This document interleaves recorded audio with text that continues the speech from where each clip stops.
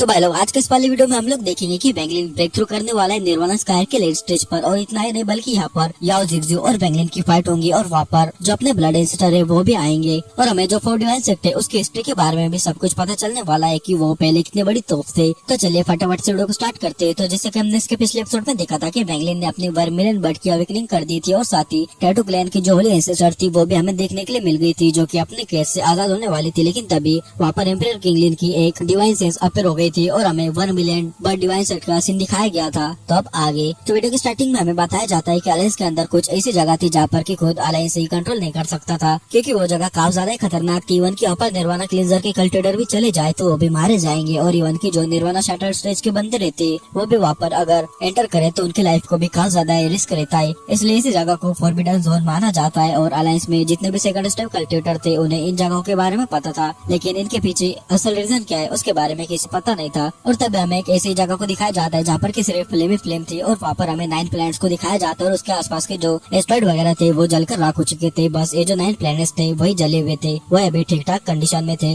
और फिर हमें बताया जाता है यही जो वर्मिलियन बर्ड डिवाइन सेक्ट है उनका यही परी सेक्ट है। और तब हमें इन्हीं में से एक प्लैनेट के ऊपर एक बहुत ही बड़ी वर्मिलियन बर्ड को दिखाया जाता है जिसकी आंखों में से फायर निकल रही थी, उसके पूरी बॉडी से फायर बाहर निकलने लगी थी और उसके ऊपर कुछ कल्टिवेटर्स बैठे हुए थे जो कि एल्डर्स थे, जो कि अपनी कल्टिवेशन करे जा रहे थे और इसके अंदर के जितने भी फ्लेम वगैरह निकले जा रही थी उन्हें एब्जॉर्ब कर अपनी कल्टिवेशन को बढ़ा रहे थे। और इस वर्मिलियन बर्ड के ऊपर की जो फ्लेम थी अब वो कम होने लगती, यानी कि सिग्नल था कि आज की जो कल्टिवेशन है वो खत्म हो चुकी है और कल्टिवेटर यहाँ से दूर जाने लगते। लेकिन तभी अचानक से इस वर्मिलियन बर्ड के अंदर से खतरनाक फ्लेम बाहर निकलने लगती है, जिस देखकर जो डिसाइपल्स थे वो तो डर जाते हैं। लेकिन तभी एक एल्डर यहाँ पर आता है और चिल्लाते बोलता है सभी डिसाइपल्स पीछे हट जाओ और कई सारे एल्डर्स यहाँ पर आ जाते हैं जो कि इस फ्लेम को रोकने लगते। लेकिन तभी यहाँ पर एक एल्डर अपेयर होता है जो कि व्हाइट रोब में था, जो कि खास ज्यादा ही बूढ़ा था और तभी वो देखकर शॉक रह जाता है। और वो शॉक खुशी में हुआ था क्योंकि ये था वर्मिलियन बर्ड का ट्रांसफॉर्मेशन। और वो तो ये देखकर रोने लगता है और वो बोलने लगता है मैंने सोचा भी नहीं था कि मैं अपने पूरे लाइफ टाइम में ये देख पाऊंगा, क्योंकि जो वर्मिलियन बर्ड ट्रांसफॉर्मेशन होता है वो करना बहुत ज्यादा मुश्किल हो जाता है और काफी ज्यादा हजारों सालों निकल गए थे लेकिन अभी तक कोई भी इस ट्रांसफॉर्मेशन को नहीं कर पाया था। और ये इसलिए हुआ था कि वैंगलिन ने जो अपनी वर्मिलियन बर्ड थी उसे अवेकन कर दिया था, इस वजह से उसका इफेक्ट यहीं पर भी हुआ था। और ऐसे यहाँ पर और भी एल्डर्स अपेयर होते जो कि सभी निर्वाणा शैटर्ड स्टेज के थे और वो भी ये सभी देखकर काफी ज्यादा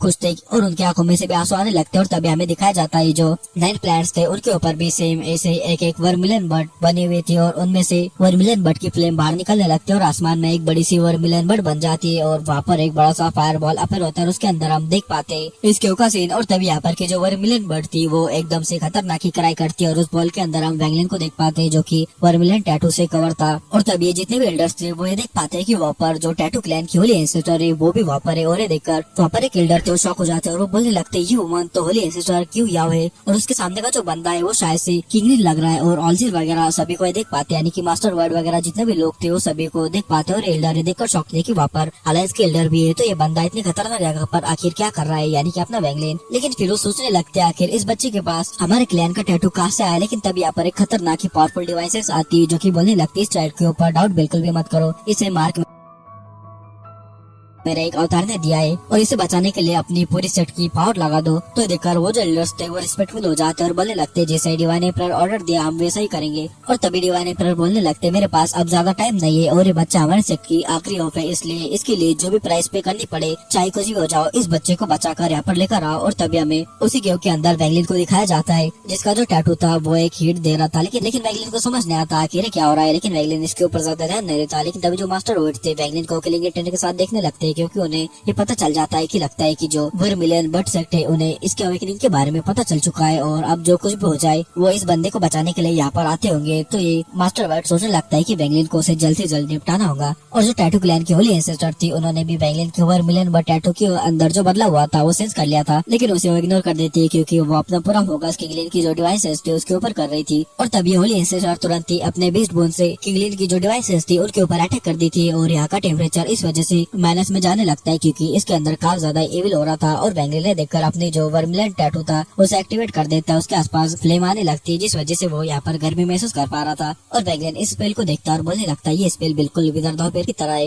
लेकिन बस किंगलिन अपने फिंगर को आगे की तरफ पॉइंट करते हैं जिस वजह से जो बीस्ट बोन थे उसके ऊपर एक रिस्ट्रिक्शन टाइप अपेयर हो जाता है और वो वहीं पर ही रुक जाता है और वो बीस्ट बोन एक क्रिस्टल में बन जाता है जिसके अंदर से खतरनाक की रोशनी बाहर निकलने लगी थी। तो देखकर मास्टर वर्ड हैरानी के साथ बोलने लगते इस सीलिंग मेथड तो काफी ज्यादा खतरनाक है क्योंकि ये एनिमी की पावर से उसे सील कर देता है और तभी उसके मन में लालच आता है कि अगर वो किंगलिन को कैप्चर कर दे तो कल्टिवेशन अलायंस में कोई भी दुश्मन नहीं रहेगा, क्योंकि अभी किंगलिन काफी ज्यादा कमजोर है। यानी कि ये उनकी बॉडी कब्जाने का सोच रहा था, लेकिन भाई इतना आसान नहीं है, इस बंदे को पता नहीं। और तभी जो बीस्ट बोन था वो शैटर्ड हो जाता है, जिस वजह से उसके अंदर से एक अलग रोशनी बाहर निकलने लगती है, जिस वजह से यहाँ पर कोई भी देख नहीं पा रहा था। लेकिन तभी जो अपने एम्पर किंगलिन थे वो एक रून बनाते, जिस वजह से वो जो वोटेक्स था किंगलिन के कंट्रोल में आ जाता है और वो वोटेक्स होली एंसेस्टर को नीचे खींचने लगता है। और तभी यहाँ पर की जो सोच थी वो भी अलग तरीके से चिल्लाने लगती है और ये जो सक्शन फोर्स था और भी ज्यादा बढ़ गया था किंगलिन ने, क्योंकि एक और रून बना दिया था। लेकिन ये देखकर जो होली एंसेस्टर थी उनकी आंखों से ब्लैक ब्लड बाहर निकलने लगता है और वो चिल्लाते हुए बोलने लगती है, तुमने मुझसे झूठ क्यों बोला। और ये आवाज इतनी ज्यादा खतरनाक थी कि आसपास की जगह भी शैटर्ड होने लगती है। वैगलिन को ऐसा लगने लगता है कि उसके कानों से खून निकलने लगा हो। और ये जो शॉकवेव थी वो किंगलिन के पास भी आती है, लेकिन वो सिर्फ अपने फिंगर्स आगे की तरफ पॉइंट करते और वो जो स्टॉर्म था वो एक जगह पर रुक जाता है। और वैगलिन जब भी देखता है तो शॉक ले जाता है और बोलने लगता है ये तो स्टॉप स्पेल है। और वैगलिन ने जो किंगलिन ने पीछे से छोड़ा था उसी से स्टॉप स्पेल को सीखा था, इसलिए वैगलिन ने जानता था जो किंगलिन है वो स्टॉप स्पेल को खतरनाक यूज कर सकते हैं। और वैगलिन को लगने लगता है कि जो स्टॉप स्पेल का मास्टर है वो किंगलिन है, और अगर वैगलिन इस स्टॉप स्पेल को यहाँ पर अच्छे से देखता है तो वो अपने स्टॉप स्पेल को और भी अच्छा बना पाएगा। और तभी किंगलिन और 7 रोज को बनाते हैं, जिस वजह से ये जितने भी सोल्स थे वो एक चेन की तरह ये जो होली एंसेस्टर थे उनके पैरों को पकड़ लेते और उस वोटेक्स के अंदर खींचने लगते हैं। ये देखकर वो जो वुमन थी वो जोरों जोरों से चिल्लाने लगती है। वो जानती थी वो किंगलिन के पावर से नहीं बच सकती, क्योंकि किंगलिन अलग ही पावरफुल थे। लेकिन तभी ये नीचे जाते जाते अपने टैटू ग्लैन का जो होली टैटू था उसके यूज करते, जिस वजह से सभी सोल्स एक एक कर खत्म होने लगते। लेकिन नीचे से और भी सोल्स आगे जाने लगते और इस वुमन को नीचे खींचने लगते, जिस वजह से जो अपनी होली एंसेस्टर थी उन्हें पता चल गया था कि वो किंगलिन के सामने नहीं टिक पाएंगे।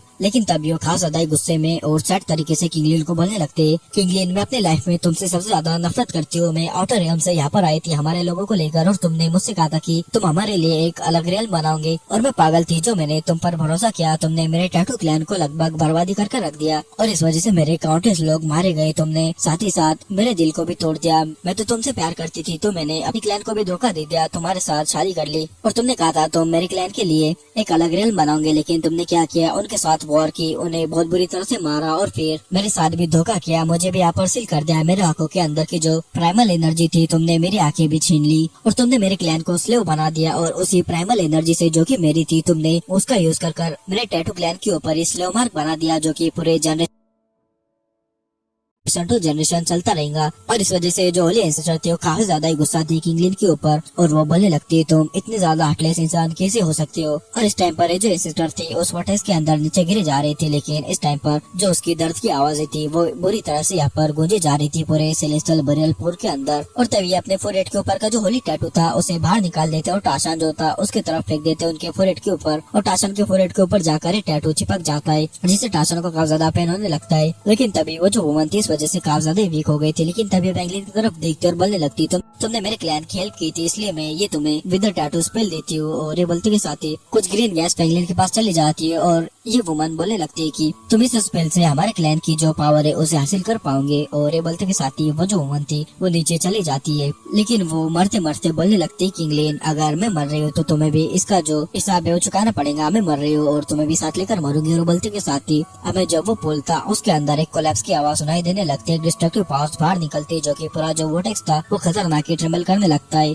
और ये जो वोटेक्स था जैसे कि ये एक्सप्लोड हो जाता है, यहाँ पर इतना खतरनाक फोर्स जानता है और तुरंत ही ऑल सीर मास्टर वगैरह पीछे भागने लगते हैं। लेकिन तभी वो जो सेलेस्टियल बरियल पूल था उसके अंदर से एक ब्लैक सेलेस्टियल बरियल पूल बाहर निकलता है जो कि रियल था, लेकिन तुरंत ही वो कोलैप्स हो जाता है और इसकी शॉकवेव इतना ज्यादा खतरनाक रहती है कि सभी लोग अलग अलग डायरेक्शन में फेंक दिए जाते हैं। और तभी ये सभी लोग अलग अलग डिसीजन के ऊपर जाने लगते हैं और यहाँ से टेलीपोर्ट होकर कहीं और चले जाते हैं। और हम वैगलिन को देखते हैं जो कि काफी ज्यादा इंजर था और वो एक फ्लावर फील्ड के अंदर गिरता है। और हम एक लाइट को देखते हैं जो कि इधर ही आती है, जो कि वही किंगलिन की डिवाइसेस थी। और वैगलिन जब यहाँ पर आता है वो सेंस कर पाता है कि वो सिर्फ अकेला यहाँ पर नहीं आया बल्कि कोई और भी आया है। और तभी वो जो डिवाइसेस वैगलिन के बैग ऑफ होल्डिंग के अंदर एंटर कर जाती है और वो जो येलो क्रिस्टल था उसके साथ जुड़ जाती है। और वैगलिन समझ नहीं पाता आखिर किंगलिन का अवतार उसके पास कैसे आ गया। और जब ये सब कुछ शांत हो जाता है तो हम वो जो पुल था उसकी जगह को दिखाया जाता है, यानी कि जहाँ पर पहले वोटेक्स था उस जगह को दिखाया जाता है, जहाँ पर कि हम चेन ब्रदर्स और ब्रिगेड बॉय को देखते हैं और साथ ही वहाँ पर वो सेबल भी था। और तब हमें स्पेस को दिखाया जाता है जहाँ पर की काफी पार्टिकल्स थे और अगर कोई निर्वाण शैटर कल्टिवेटर भी हो तो इसे डिटेक्ट नहीं कर पाएगा। और इसमें से हमें दिखाया जाता है डिमन स्पिटलैंड एम्परर किंगलिन की जो क्यों थी वो भी इसी के अंदर थी। और तभी हमें एक पैलेस को दिखाया जाता है जो कि काफी ज्यादा ही बड़ा था, जिसके अंदर से मैजेस्टिक ओरा बाहर निकलने लगा था। और हमें वहाँ पर ग्राउंड के ऊपर एक फॉर्मेशन को दिखाया जाता है जहाँ पर की 99 कैंडल्स थी, जिसमें से की जो 64 कैंडल्स थी वो बुझी हुई थी। लेकिन तब एक और हवा का झोंका आता है और 23 कैंडल्स और बुझ जाती है। और तब यहाँ पर थ्रोन के ऊपर जो यंग मैन बैठा हुआ था वो ट्रेम्बल करता है, उसके मुंह से ब्लड बाहर थूक दिया जाता है। और ये जो यंग मैन था ये थोड़ा सा डेविलिश था और थोड़ा सेलेस्टियल जैसा लग रहा था।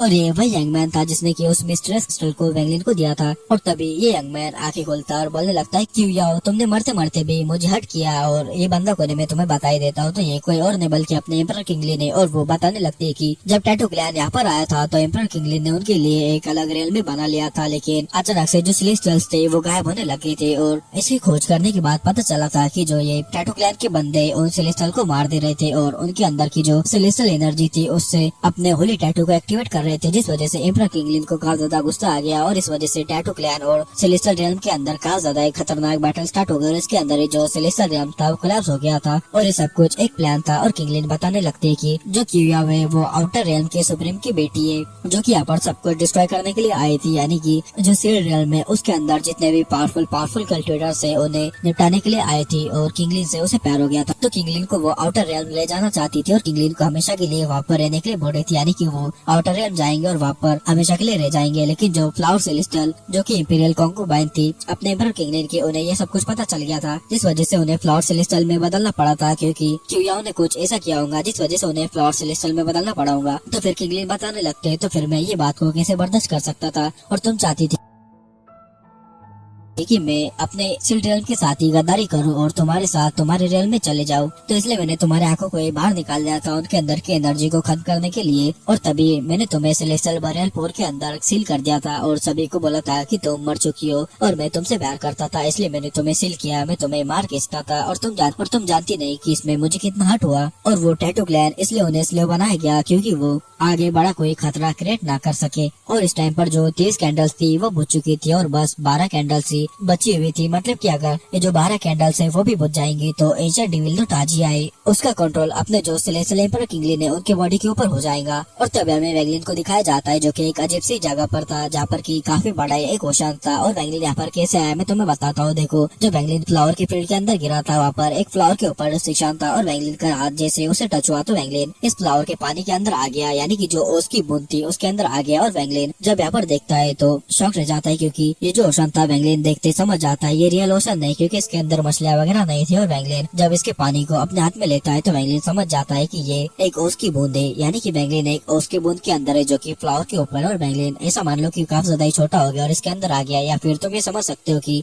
इस ओस के बूंद के अंदर एक अलग ही रियल में जहाँ पर की वेंगलिन आ चुका है। और इस टाइम पर वेंगलिन की जो ओरिजिनल सोल थी और उसकी जो बॉडी थी काफी ज्यादा ही इंजर हो चुकी थी। तो वेंगलिन सोचने लगता है पहले वो अपने आप को हील करेगा और बाद में जो कुछ भी है वो सब कुछ करेगा। और तभी वेंगलिन अपने बैग ऑफ होल्डिंग के अंदर से जो येलो क्रिस्टल था उसे बाहर निकालता है जिसमें कि एम्परर किंगलिन का वही अवतार एंटर हुआ था। और वेंगलिन सोचने लगता है कि जो होली एंसेस्टर क्यूयाओ ने कहा था क्या हो सस्ता, लेकिन वेंगलिन के पास 1000 साल का एक्सपीरियंस था तो उसे पता था कि कुछ भी ऐसे सच नहीं हो सकता, क्योंकि जो होली एंसेस्टर थे उन्होंने अपने साइड की स्टोरी बताई थी, लेकिन वेंगलिन को जो अपने एम्परर किंगलिन थे उनके साइड की स्टोरी नहीं पता थी। और वेंगलिन जानता था कि वो आग बनकर ऐसे होली एंसेस्टर की बात पर यकीन नहीं कर सकता। और वेंगलिन ऐसे यहाँ पर कल्टिवेशन करने लगता है और वेंगलिन को ऐसे ही 7 दिन बीत जाते और वेंगलिन 8वें दिन अपनी आंखें खोलता और वेंगलिन सोचने लगता है सेलेस्टियल एम्परर क्यू के अंदर जो कुछ भी हुआ था और उसने वो स्क्रॉल देखा था जो कि एंशिएंट डीमन बीलो के हाथ में था, शायद से वो वही माउंटेन एंड रिवर पेंटिंग की वही लोनली डेजर्ट स्मोकिंग पेंटिंग थी। लेकिन फिर वो सोचने लगता है कि यार जो वर्मिलियन बर्ड की अवेकनिंग है वो गलत जगह पर हो गई, क्योंकि सभी लोगों को पता चल चुका है कि मैं 41 सेट का मेंबर हूँ और यहाँ पर तो अलायंस वाले और ब्रिलियंट वॉइड वाले भी है। और अब बिना बात के मेरी उनसे दुश्मनी हो गई। और मैं तुम्हें बता दूं जो मास्टर वॉइड है ना वो अलायंस होल्डर है, इसलिए वेंगलिन को वो किलिंग इंटेंट के साथ देख रहे थे। और फिर वेंगलिन को टाशान की याद आती है क्योंकि जो होली एंसेस्टर थे उन्होंने टाशान को उनका होली एंसेस्टर का टैटू दिया था, जिस वजह से उसे पता नहीं था अभी टाशान कहाँ पर है। और तभी वेंगलिन अपनी डिवाइस से जो ग्रीन गैस होली एंसेस्टर ने दी थी और उससे कहा था कि वो टैटू क्लेयर की पावर भी इस वजह से यूज कर पाएगा। तो वेंगलिन देखने लगता है और उसे समझ आ जाता है कि इसके अंदर 4 तरह की पावर है, सील, कोलैप्स, स्कीप और ब्रेक। और तभी वेंगलिन अपने फिंगर से थोड़ा सा ब्लड बाहर निकालता है और इस मिस्ट के अंदर भेजता है। और वेंगलिन को समझ आता था ये जो मिस्ट है ये एक इस टाइप टैटू है, क्योंकि जैसे वेंगलिन ने इसके अंदर अपने ब्लड को डाला था एक ब्लैक बर्ड पर अपेयर हो गई थी और वेंगलिन उसके ऊपर अपनी शॉट रखता है और उसको प्रेस करता है, जिस वजह से ये जो शॉट थी बड़ी स्पीड में घूमकर वापस आती है और बैंगलिन समझ आता है इसकी जो स्पीड है वो एक निर्वाणा शैटर कल्टिवेटर कितनी है। और बैंगलिन सोचने लगता है अगर मैं इसके साथ अपने स्पेशल बिंडी का भी यूज करूँ तो भाई इसका क्या ही कहना, मतलब कि बैंगलिन खतरनाक ही फास्ट हो जाएगा। लेकिन वीडियो में आगे बढ़ने से पहले कुछ इंपॉर्टेंट है तो उसे ध्यान से सुनो। तो देखो, कुछ बंदे मुझे कमेंट कर रहे हैं कि कोई चैनल है जो कि तुमसे आगे एक्सप्लेन कर रहा है, तो भाई मैं बता दूं उस बंदे को सिर्फ व्यूज की ग्रीडी है और उसे नॉल की स्टोरी से बिल्कुल भी फर्क नहीं पड़ता। वो बंदा 50-50 चैप्टर बस एक ही वीडियो में कवर कर रहा है, और भी 30 मिनट की वीडियो के अंदर, और मैं 30 मिनट की वीडियो के अंदर बस 10 चैप्टर ही कवर करता हूँ स्टोरी अच्छे से समझाने के लिए। और भाई डिटेल की बात तो छोड़ ही दो, वो बंदा सीधे 2-3 चैप्टर ही स्किप कर दे रहा है। और तुम्हें चाहिए कि मैं भी वैसे एक्सप्लेन करूँ तो मैं एक वीडियो में 100 से 150 चैप्टर कवर कर सकता हूँ, और पूरी रेनगेट इमॉर्टल की जो नॉल की स्टोरी है उसे बस 10 से 12 वीडियो के अंदर ही खत्म कर दूंगा। लेकिन अगर तुम्हें ऐसे डिटेल में एक्सप्लेनेशन सुननी है तो उस बंदे के चैनल के ऊपर जाकर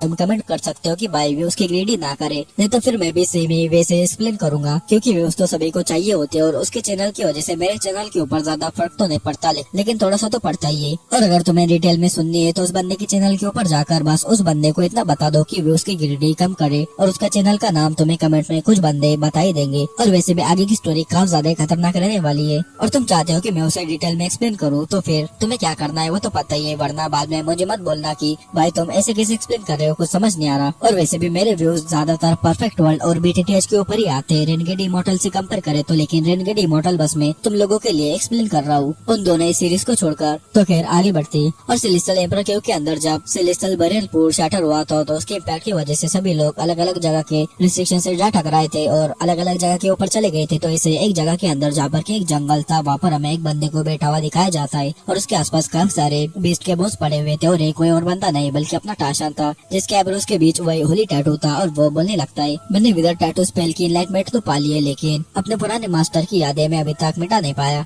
और अभी हमें वैगलिन को दिखाया जाता है वो जो येलो क्रिस्टल था उसे घूरने जा रहा था, लेकिन वैगलिन के अंदर इतनी हिम्मत नहीं थी कि वो अपनी डिवाइसेस को उसके अंदर डाले। और वैगलिन को समझ नहीं आ रहा था कि आखिर वो जो किंगलिन है उन्होंने उसे ये क्रिस्टल दिया क्यों, और उनका अवतार भी साथ ही इसमें आ गया है। लेकिन तभी वैगलिन जिस वर्ल्ड के अंदर था मैं उस वर्ल्ड के अंदर ही दिखाया जाता है जहाँ पर की काफी ज्यादा डेविलिश एनर्जी थी। उसके अंदर एक वुमन थी जो की काफी ज्यादा कोल्ड थी, उसके चेहरे के ऊपर उसके बॉडी के ऊपर काफी ज्यादा जख्मों के निशान थे। और तभी वो चिल्लाते हुए बोलने लगती वैगलिन बाहर निकलो, और ये कोई और नहीं बल्कि याओ जिगजिग थी। और वैगलिन भी इसकी वॉइस को पहचान जाता है और फिर उसे याद आता है कि कैसे उसने याओ जिगजिग को सील किया था। फिर उसके फादर जो ब्लड एंसेस्टर थे वैगलिन को निपटाने के लिए आए थे, लेकिन वैगलिन उनकी रिस्पेक्ट करता था क्योंकि वो अपने बेटी को बचा रहे थे। और अगर वैंगपिंग रहता और वैंगपिंग के साथ कोई ऐसा करता तो वैगलिन भी सेम ऐसा ही करता। लेकिन वैगलिन भी क्या करता, वैगलिन ने ब्लड एंसेस्टर को एक चांस दिया था, याओ जिगजिग को भी एक चांस दिया था, लेकिन उन्होंने क्या किया, वैगलिन को फंसाना चाहा, इसलिए वैगलिन ने सब कुछ कर दिया था। लेकिन वैगलिन को भी याओ जिगजिग के लिए बुरा लग रहा था, और तभी वैगलिन बाहर आ जाता है और याओ जिगजिग को देखता है जो कि पहले से काफी ज्यादा बदल चुकी थी, उसकी जो एनर्जी थी वो भी काफी ज्यादा बदल चुकी थी। और वैगलिन देख पाता है कि उसके बॉडी के ऊपर, फेस वगैरह के ऊपर काफी सारे स्कार्स थे। और तभी याओ जिगजिग गुस्से से वैगलिन से बोलने लगती है वैगलिन तुमने मुझे सालों तक सील किया, मैं ये बर्दाश्त कर सकती हूँ, लेकिन तुमने मेरे फादर को मार दिया, मैं ये बिल्कुल भी बर्दाश्त नहीं कर सकते और तुम बिल्कुल नहीं बचोगी। और वैगलिन भी सब कुछ देखकर खामोश था, वो गहरी सोच के अंदर डूबा हुआ था। और वैगलिन जब देखता है तो उसे भी थोड़ा सा दर्द तो होता है दिल के अंदर, क्योंकि भाई वो भी जानता था उसने गलत किया था। और इन 1300 सालों की कल्टिवेशन के बाद जो वैगलिन था उसने एवंस को अच्छे से, बहुत ही अच्छे से कंप्लेंट किया था। और वैगलिन फिर बोलने लगता है ये सब कुछ कर्मा है। और वैगलिन ने जब सितुनान के साथ ड्रिंक किया था उसे वो रियलाइज होने लगता है कि ये जो कल्टिवेशन वर्ल्ड है कितना ही ज्यादा क्रूर है। अगर तुम किसी को मारते नहीं, वो तुम्हें मारना चाहता है तो तुम या फिर मर जाओगे या फिर तुम उसे मार दोगे। और तभी याओ जिगजिग रोते हुए बोलने लगती है तुमने मुझे सालों तक सील रखा और हर तरह का टॉर्चर तुमने मेरे ऊपर किया, लेकिन तुम्हें मेरे फादर को मारना नहीं चाहिए था। और वैगलिन को भी ये देखकर थोड़ा सा तो दर्द होता है, और भले उसके 1000 सालों की कल्टिवेशन थी जिसने कि उसे कोल्ड हार्टेड बना दिया था, लेकिन भाई वो आखिर में था तो एक इंसानी ना। और वैगलिन जानता था अगर उसे अपनी कर्म डोमेन कंप्लीट करनी है तो याओ जिगजिग के साथ का जो कर्म है उसे पूरा करना पड़ेगा। और वैगलिन को भी याद आता है उसका कर्म डोमेन आगे क्यों नहीं बढ़ रहा था, उसके डोमेन रुक क्यों गए थे, क्योंकि उसके डोमेन के अंदर, उसके दाव के अंदर ये एक फ्लॉ था याओ जिगजिग का कि उसने उसके साथ बुरा किया है। और वैगलिन जब तक इसके साथ सब कुछ सही नहीं करता वैगलिन का फ्लॉ समझ लो खत्म नहीं होगा। और तभी याओ जिगजिग उसके बॉडी के अंदर का जो डीमन था उससे बोलने लगती है तुम इस बंदे को मार दो, बदले में तुम मेरे सोल को ले लो। और जैसे ही याओ जिगजिग बोलती है, याओ जिगजिग की सोल जैसे कि सप्रेस हो चुकी है और उसके अंदर किसी और की सोल आ जाती है जो कि बोलने लगता है जैसा तुम चाहो। और याओ जिगजिग अब जो विंड डीमन था उसके कंट्रोल में आ चुकी थी, और ये विंड डीमन जो अपने एशियन डीमन बेल हुए उसका एक हिस्सा है, लेकिन ये जो विंड डीमन था इसने अपनी पावर को, अपने मेमोरीज को याओ जिगजिग के अंदर ट्रांसफर कर दिया था, जिस वजह से अब एक डीमन ही नहीं बचा। था, यानी कि एक डेविल कल्टिवेटर बन गया हो, ऐसा मान सकते हो। और वो डेविल जब वेंगलिन को देखता है तो थोड़ा डरता है और वो वेंगलिन से बोलने लगता है, मेरी तुमसे कोई दुश्मनी नहीं, ये याओ जिगजी का और तुम्हारा मैटर था और याओ जिगजी को खत्म कर मैंने तुम्हारा काम तो ऐसा नहीं किया है। और ये बोलकर वो यहाँ से भागने लगता है क्योंकि वो जानता था वेंगलिन भाई काफी खतरनाक बंदा है, उसके पल्ले नहीं पड़ना चाहता था ये बंदा। लेकिन ये देखकर तो वेंगलिन की आंखों में किलिंग इंटेंट आ जाता है और वेंगलिन अपने एंशिएंट गॉड फर्नेस को बाहर निकालता है, उसके यूज करता है और तुरंत ही ये जो डिमन था वेंगलिन के पास आ जाता है और वेंगलिन इसके आईब्रोज के बीच अपने फिंगर को प्रेस करता है, जिस वजह से एक ब्लास्ट होता है और तुरंत ही विंड डिमन पीछे खिसका चल जाता है, उसके मुंह से कई सारे ब्लड बाहर निकल जाता है। और वेंगलिन बोलने लगता, अगर मुझे अपनी कर्मा डोमेन को कंप्लीट करना है तो मुझे कर्मा में खुद इंटीग्रेट करना होगा। तो देखकर विंड डिमन को भी काफी ज्यादा गुस्सा आ जाता है और उसके नीचे का जो ओशन था उसे जैसे कि वो फ्रीज कर देता है और काफी सारे छोटे छोटे जो आइस के पार्ट्स थे उससे वेंगलिन के ऊपर अटैक करवा देता है। और वेंगलिन से वो बोलने लगता है, लिटिल क्रिएटर मैं तुम्हें मारना नहीं चाहता पर अब तुमने अपने लिमिट क्रॉस कर दिए। और तभी ये बोलते के साथ ही वो जो आइस के शार्ट्स थे वो वेंगलिन के ऊपर चार्ज हो जाते हैं, लेकिन तभी वेंगलिन अपने फ्लेम पावर से उन सभी को ही पिघला देता है। तो देखकर वो जो विंड डिमन था उसे समझ आ जाता है वेंगलिन से वो पंगा नहीं ले सकता, फिर से वो भागने लगता है और वो बोलने लगता है, इस याओ जिगजी के चक्कर में मैं इस बंदे के पल्ले कैसे पड़ गया। और ये जो डिमन था भागते हुए अपने लॉ ऑफ विंड का यूज करता है, जिस वजह से एक भयानक ही जो शाकिरों का तूफान था वो वेंगलिन की तरफ चला जाता है। लेकिन तुरंत ही वेंगलिन ने देखकर अपने एंशिएंट गॉड बॉडी को एक्टिवेट करता है, एक एंशिएंट गॉड का पंच सामने मारता है और उसकी जो एंशिएंट गॉड की शैडो थी वो भी पीछे पर होती है। देखकर वो जो बंदा था वो चीखने लगता है और बोलने लगता है, तुम एक एंशिएंट गॉड हो, और वो डर के मारे वहाँ से भागने लगता है। और ये विंड डिमन था इसलिए इसकी स्पीड काफी ज्यादा खतरनाक थी, बड़े स्पीड में भागे जा रहा था। लेकिन तभी वेंगलिन अपना जो विदर टैटू था उसे बाहर निकालता है और उसमें खुद के ऊपर लगा देता है, जिस वजह से एक जायंट ब्लैक बर्ड यहाँ पर अपेयर होते हैं और वेंगलिन उसके ऊपर बैठा हुआ बड़ी स्पीड में आगे चार्ज कर जाता है। देखकर वो जो डिमन था वो तो शॉक्ड रह जाता है, लेकिन वो डिमन वेंगलिन से चिल्लाते हुए बोलने लगता है, भाई तेरे मेरे बीच ऐसा कुछ भी नहीं जो तू मुझे मारने के लिए आ रहा है। लेकिन वेंगलिन जो था उससे बोलने लगता है, अगर तू याओ जिगजी की बॉडी को पोजेस नहीं करता तो फिर मैं तुझे छोड़ देता, और अभी भी तेरे पास एक चांस है कि अगर तू याओ जिगजी की बॉडी से निकल जाता है तो मेरा कर्मा इसके साथ पूरा हो जाएगा, तो फिर तो आराम से यहाँ पर से जा सकता है। लेकिन जो विंड डिमन था वो बस अब एक मेमोरी बचा था, अगर वो याओ जिगजी की बॉडी से निकल जाता है तो समझ लो मारा जाएगा। तो देखकर जो डिमन था वो वेंगलिन से बोलने लगता है, मुझे तुम्हारा कर्मा वगैरह समझ नहीं आता। और ये बोलते के साथ ही वो अपना ancient demon treasure soul sealing stamp को बाहर निकालता है, सॉरी सीलिंग फ्लैग को बाहर निकालता है। और ये तीनों फ्लैग जैसे एक्टिवेट होते हैं उसके अंदर से दो डेविल शैडो बाहर निकलते और एक एंशिएंट गॉड की शैडो बाहर निकलते हैं, जिसके फोरहेड के ऊपर 6 स्टार थे। लेकिन तभी यहाँ पर एक अचानक से चेंज होता है, ये जो ओशन था वो एक जायंट ह्यूमनॉइड बॉडी के अंदर कंडेंस हो रहा था और वेंगलिन और ये जो डिमन था भी सेंस कर लेते, लेकिन वो अपने फाइट में बिजी थे इसलिए वो इसके ऊपर ज्यादा ध्यान नहीं देते। और तभी डिमन एंशिएंट ऑर्डर की लैंग्वेज में कुछ बोलता है, जिस वजह से तीनों फ्लैग रोटेट करने लगते हैं। और तभी यहाँ पर 3 जायंट पेंटाम्स अपेयर हो जाते हैं, जो कि उसी 2 डेविल के और एक एंशिएंट गॉड का था, और वो तुरंत ही वेंगलिन के ऊपर अटैक करने के लिए चार्ज हो जाते हैं। और ये जो ट्रेजर था ये एंशिएंट डिमंस का एक काफी ज्यादा पावरफुल ट्रेजर था, और एंशिएंट डिमंस में 7 जनरेशन का जो एंशिएंट डिमन था उसने इस ट्रेजर को बनाया था, और जो अपना एंशिएंट डिमन मेल हुआ था ये उसे मिला था जो कि 79th जनरेशन का था। और ये ट्रेजर काफी ज्यादा पावरफुल था, लेकिन अब ये फुल पावर पर यूज नहीं हो सकता था क्योंकि ये डिमन के पास इतनी पावर नहीं थी। बस उसने 2 एंशिएंट डेविल और एक एंशिएंट गॉड की शैडो को यहाँ पर बुला पाया था, यानी कि ये रियल नहीं थे, बस एक पैंटम्स थे। और तभी विंड डिमन चिल्लाते हुए वेंगलिन से बोलने लगता है, मुझे फर्क नहीं पड़ता कि तुम एंशिएंट गॉड हो या नहीं, लेकिन आज तुम मेरे होली ट्रेजर का एक हिस्सा बनोगे। और तभी ये जो डिमन था किलिंग इंटेंट के साथ इन तीनों पैंटम्स थे वेंगलिन के ऊपर अटैक करवा देता है। लेकिन देखकर जो अपना वेंगलिन था गॉड स्लिंग स्पेयर को बाहर निकाल देता है। तो देखकर वो जो विंड डिमन था भाई वो तो अलग ही डर के मारे कांपने लगता है और बोलने लगता है, ये तो रॉयल एंशिएंट गॉड का ट्रेजर है, यानी कि तुम रॉयल एंशिएंट गॉड की ब्लड लाइन से हो। और ये सामने वाला जो विंड डिमन था उसके पास जो ट्रेजर था वो भी एक रॉयल एंशिएंट डिमन का ही ट्रेजर था, लेकिन भाई उसके सामने एक रॉयल एंशिएंट गॉड था। और एंशिएंट ऑर्डर के अंदर जो एंशिएंट गॉड रहते हैं वो सबसे पावरफुल माने जाते हैं, और जो रॉयल एंशिएंट गॉड रहते हैं वो तो भाई खतरनाक ही पावरफुल रहते हैं। मतलब कि ये रॉयल का सीन क्या है मैं तुम्हें बता देता हूँ। तो देखो यहाँ पर जो भी ancient god ancient demon ancient devil बने वो सभी ब्लड से बने, और रॉयल उन्हें कहा जाता है जिनके पास की सबसे ज्यादा ब्लड होती है।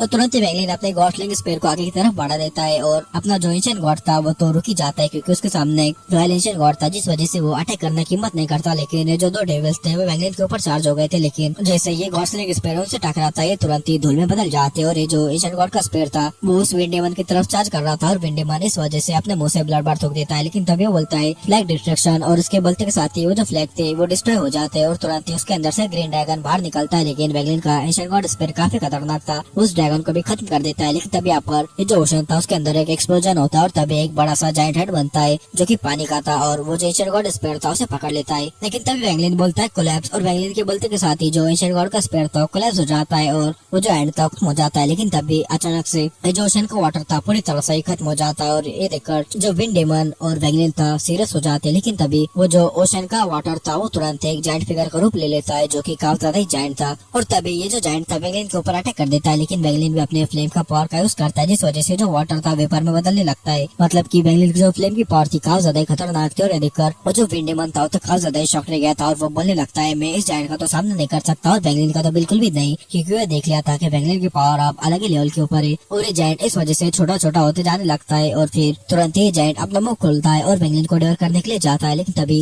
वेंगलिन की बॉडी के अंदर से ओवर मिलियन बर्ड बाहर निकलती है, जो की खतरनाक फ्लेम इसके ऊपर छोड़ने लगती है, जिस वजह से जो बड़ा सा जायंट था पूरी तरह से श्रिंक होने लगता है और एक वाटर ड्रॉप के अंदर बदल जाता है, क्योंकि ये जो वर्मिलियन बर्ड थी उसने पूरे वाटर वेपर में बदल दिया था। लेकिन ये जो जायंट था एक वाटर ड्रॉप के अंदर बदल गया था, जो कि ज्यादा पावरफुल था और सीधा वेंगलिन के ऊपर अटैक करने के लिए चार्ज हो जाता है। लेकिन वेंगलिन की आंखों से ब्लू लाइट शाइन करने लगती है और अजूर शील्ड बाहर आ जाती है, जिससे कि ये बूंद जाकर टकरा जाती है और फिर वो भी भाप में बदल कर उड़ जाती है। और जैसे ही ये होता है तुरंत ही वो जो ओशन था शटर्ड हो जाता है और वेंगलिन वापस से जो फ्लावर की फील्ड है वहाँ पर आ जाता है। लेकिन तभी ये जो विंड डेमन था वो ऐसे तुरंत ही भागने लगता है, लेकिन तभी वेंगलिन बोलता है स्टॉप, और वेंगलिन के बोलते के साथ ही वो जो विंड डेमन की बॉडी थी अचानक से रुक जाती है। और तभी वेंगलिन याओ जिग्जी के सामने जाता है और उससे बोलने लगता है मैं तुम्हें सेव करूंगा और हमारे बीच का जो कर्म है उसे खत्म करूंगा और फिर हम कभी भी नहीं मिलेंगे। और वेंगलिन ये बोलते के साथ ही याओ जिग्जी जो थी उसे अपनी पावर से पहले जैसा कर देता है, यानी कि उसके फेस के ऊपर जो स्कार्स वगैरह थे उन सभी को एक खत्म कर देता है और याओ जिग्जी पहले जैसे ब्यूटीफुल हो चुकी थी। और तब वेंगलिन याओ जिग्जी के बॉडी के अंदर वो जो डीमन था उसे बाहर निकाल देता है और वो ब्लैक गैस में बदल जाता है। तो तुरंत वेंगलिन उस डीमन को डेवर कर जाता है, क्योंकि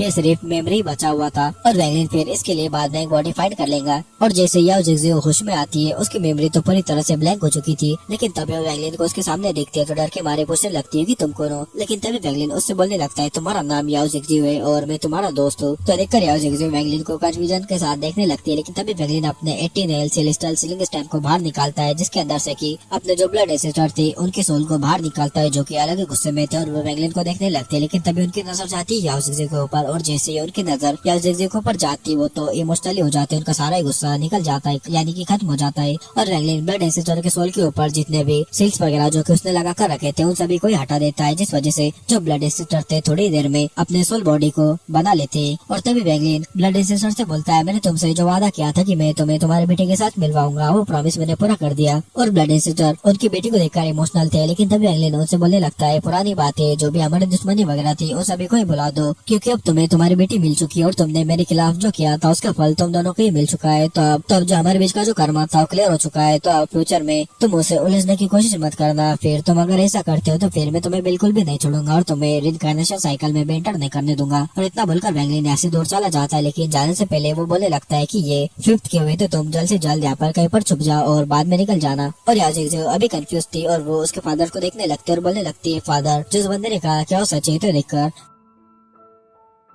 जो ब्लड एसेटर थे वो उनके बेटे को देखते और बोलने लगते यहाँ से चलो। और वो याओ जिग्जी को बताते हैं कि अब ये बात इम्पोर्टेंट नहीं, क्योंकि वेंगलिन खास ज्यादा पावरफुल बन चुका है तो उसे बिल्कुल भी प्रॉक करना अच्छी बात नहीं, क्योंकि वो जानते थे वेंगलिन पहले जैसा जूनियर नहीं रहा जो कि 200-300 साल पहले रहा करता था। और जो अपने ब्लड एसेटर थे तुम उन्हें कमजोर मत समझना, क्योंकि वो अब भी उतने पावरफुल है। तो अब वो उनके बेटे के साथ उनके प्लेनेट पर आराम से रहेंगे, आराम से जिएंगे, मतलब की इनकी लाइफ सेट हो चुकी है और वेंगलिन का कर्मा यहाँ पर पूरा होता है। और हम वेंगलिन को देखते हैं जिसके बॉडी के अंदर से कि मॉन्स्टर्स और बाहर निकलने लगा था, क्योंकि उसकी कल्टिवेशन तेजी से बढ़ने लगी थी, क्योंकि उसका जो दावहट था वो कंप्लीट हो चुका था। मतलब कि उसने याओ जिग्जी के साथ जो कर्मा पूरा किया उसका दावहट उसकी डोमेन थोड़ी सी कंप्लीट हो चुकी है, जिस वजह से अब उसका ब्रेक थ्रू का टाइम आ चुका था। और वेंगलिन अपने बैग ऑफ होल्डिंग के अंदर से एक जेट को बाहर निकालता है और वेंगलिन ने देखकर समझ जाता है, क्योंकि ये जो जेट है इसके अंदर ये जो सेलेस्टियल एम्पायर की किए हुए उसके बारे में सभी इन्फॉर्मेशन है, यानी कि इसके ऊपर मैप है। और तब वेंगलिन फिर से उसी जगह के ऊपर आ जाता है जहाँ पर की वो बड़ा सा गड्ढा था, यानी कि वो जो वोटेक्स था जहाँ पर अपनी होली एम्पायर की हुई हो गई थी और खत्म हो गई थी, उसी वोटेक्स उसी गड्ढे के अंदर आता है और काफी सारे रेस्ट्रिक्शंस लगा देता है